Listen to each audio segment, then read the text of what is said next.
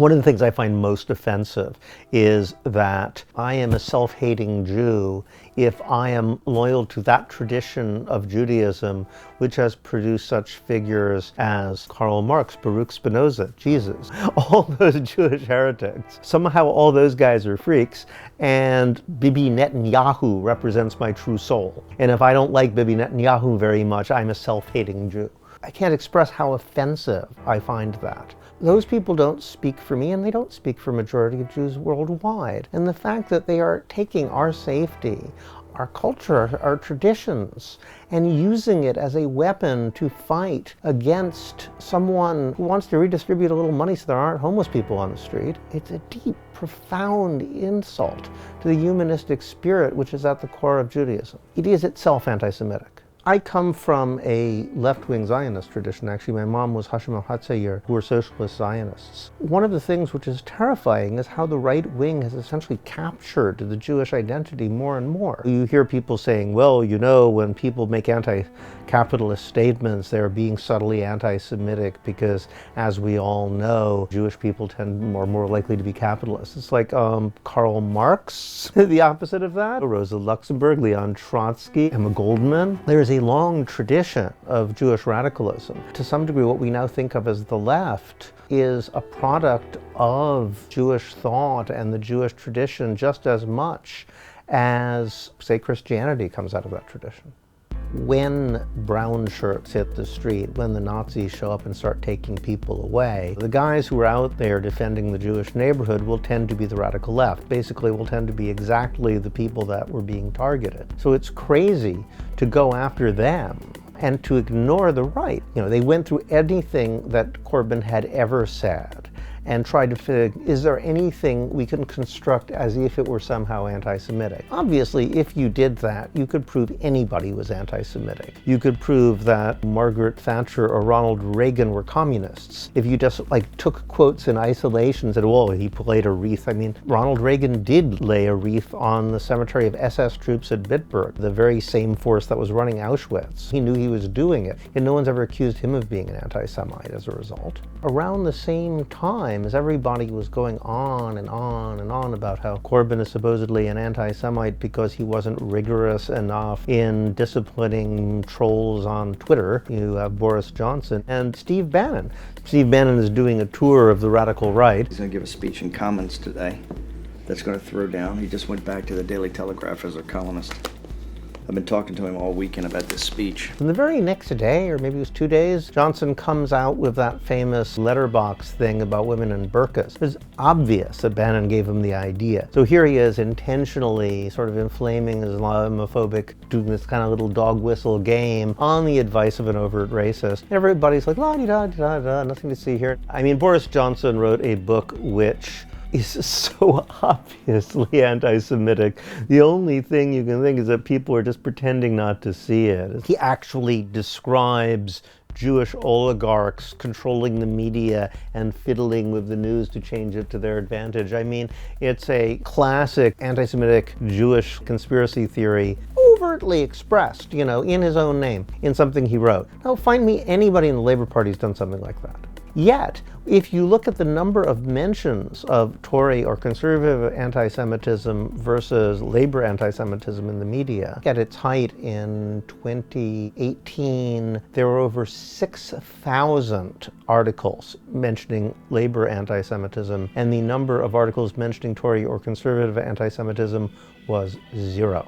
It is probably significant that not only did the conservatives oppose the condemnation of Viktor Orban, who's a sort of classic right-wing anti-Semite, Johnson put in his platform specifically to criminalize travelers. And I don't think there's any precedent for a political platform in the UK of a political party to specifically mention an ethnic group and say we intend to persecute them.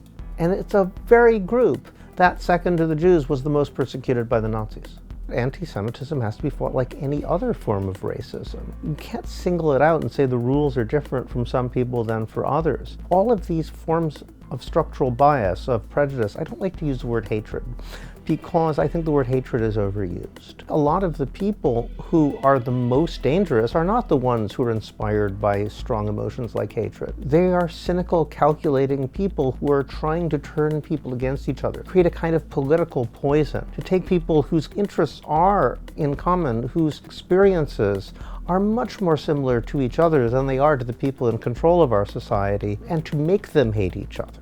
Those are the people we really have to worry about. Anti-Semitism is a problem. It exists in our society, and we shouldn't pretend that it doesn't. I think people who say, what are you talking about? There are no anti-Semites in the Labour Party. No, that's absurd. Of course there are.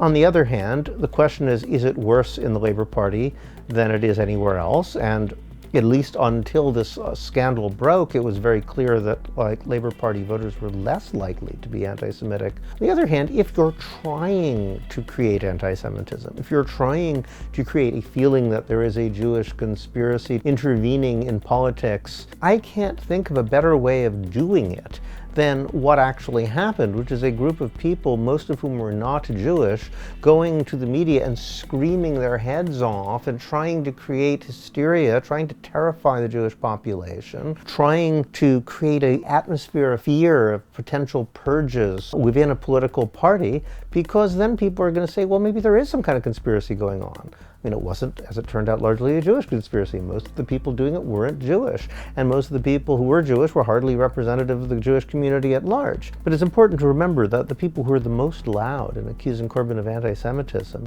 had been protesting everything else they could possibly think of about Corbyn, ranging from his unelectability to his taste in clothes. You know, they've been trying to make a scandal out of something for years on end, and hadn't shown the slightest concern, many of them, for Jewish issues until they figured out, oh, this is something we can make it stick. And one reason, of course, that it seems to stick is because he'd been a long-term campaigner for Palestinian rights. In America, there was an attempt, even before the fervor about Corbyn, during the governor's race in New York, to accuse the other side of anti-Semitism. And the New York Times stepped in. In this case, they said, no, don't go there. This is a really bad precedent. We do not want to weaponize anti-Semitism by using it for cheap political shots. But then after what happened in the UK, there's been a second round. And people were saying, well, maybe if it worked so well against Corbyn, we can try it against Sanders. Of course, Sanders is Jewish, so it's going to be a little more difficult, right? But they gave it a shot. And they're definitely using it against some of his allies.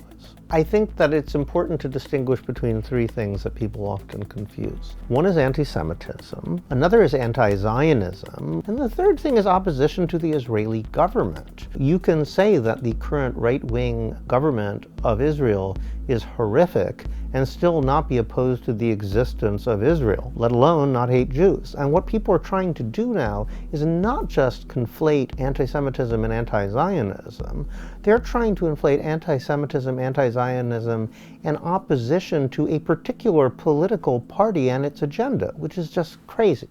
The project of Zionism meant something very different from someone who was a follower of Jabotinsky, who might as well have been a fascist but happened to be Jewish, and someone who was, say, Hashim Hatzair, who was a socialist Marxist who wanted to go to Israel to create a communal society in cooperation with the Arabs who lived there. I'm actually myself a little uncomfortable when people use, I am not anti-Semitic, I'm anti-Zionist, but all Zionists are evil. No, they weren't all evil. I mean, the project has ended up in an absolutely horrific right-wing government. That doesn't mean it had to turn out that way. I'm an anarchist. I'm opposed to states as a solution to anything. But I think that everyone has a right to live where they want to live. If Jewish people identify with this as their homeland, they have a right to live there, but so does anybody else who identifies as their homeland. I mean, you don't have to have these violent exclusionary solutions to problems.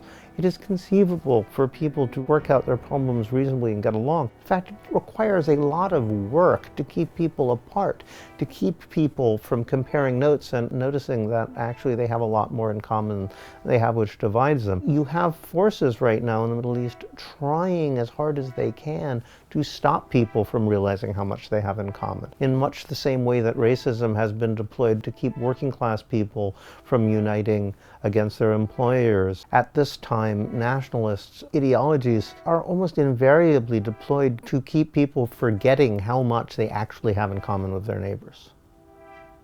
The last election in the UK showed anything, it's that the existing media is not our friend. We need to create media that will actually allow other voices to come out and to talk about what's really going on. Double Down News on Patreon is one of the ways that we are trying to create alternative media. This is something you can do to help.